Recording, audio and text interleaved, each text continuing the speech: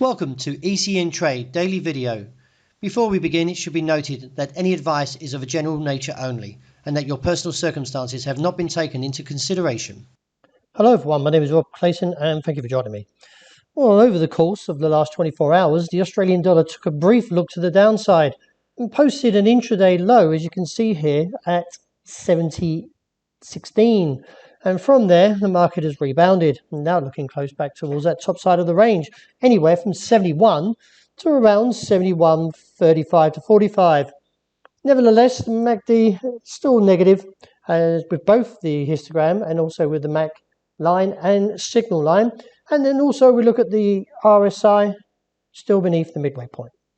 Keep an eye on this market because the fact is that we could still see a potential reversal, and this is just opportunity for those that may be looking to shorten the market, as it is anticipated that we will see another possibly down test, due to the fact is that the fundamental side of it is that the market is still maybe expecting a rate cut on the 3rd of November after many hints from the RBA, from the statement after the rate decision, and along with that, with the RBA minutes posted yesterday, gives us some indication that there could be a cut of 0.25 to about 0.10.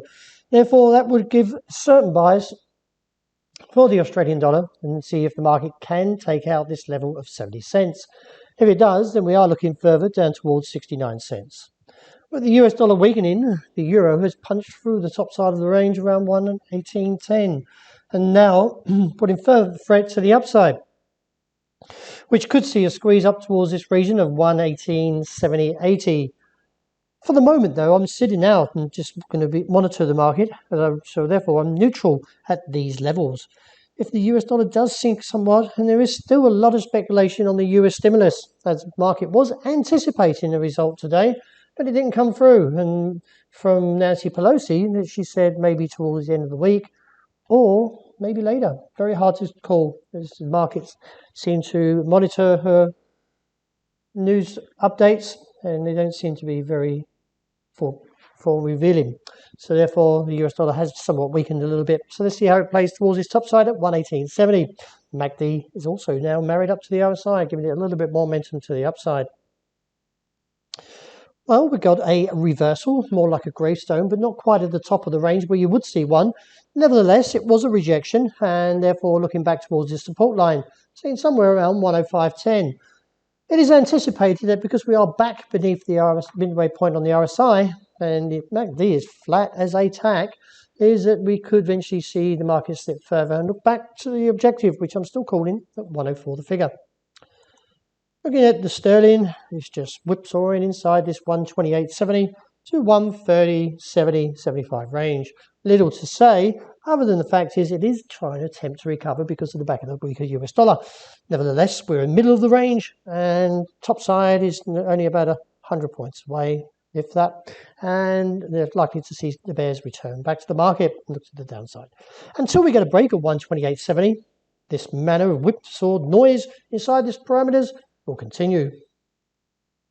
Like the sterling US, the sterling yen is still holding within the range of 135.70 and 138. It is ascertained that the market may take a step up because of the pound leg, but it's likely to run out of momentum towards 138. Eventually take a step down to 135 or maybe to 134. MACD is pretty flat, so I feel there is little threat at this point as the two indicators are not married.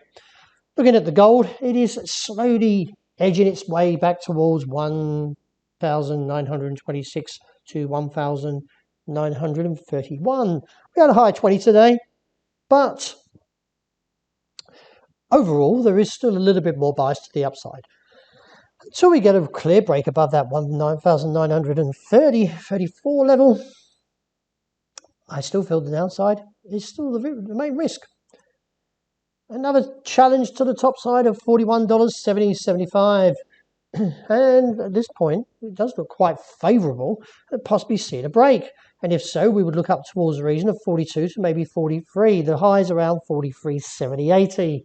I'm not going to get overly bullish as of yet, but I'm monitoring a certain factor that there's probably stops a little above here, but there's been a lot of rejection from this region. So I'm a little bit apprehensive in coming out with a strong bullish call, but still on my guard, due to the fact is that these two indicators are somewhat positive, and therefore could see a little spike or punch up towards that top side before turning lower. Well, that wraps it for today. Thank you very much for joining me. As always, look out for the intraday report. Hope you enjoy the great start of the day.